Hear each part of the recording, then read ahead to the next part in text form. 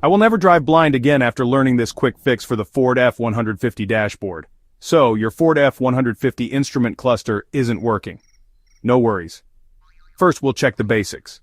Step 1. Locate the fuse box under the dash.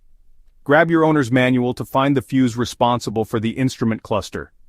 If it's blown, replace it with a new fuse of the same amperage. Easy, right?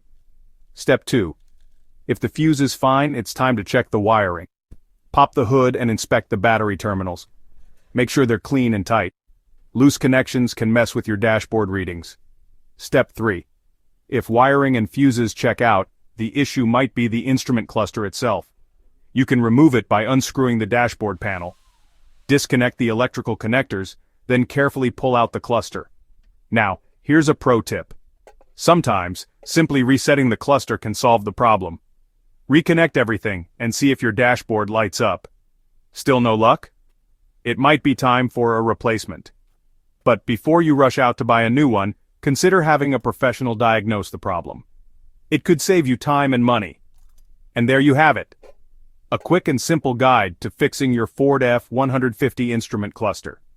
Don't forget to like, subscribe, and comment with any questions. Safe driving.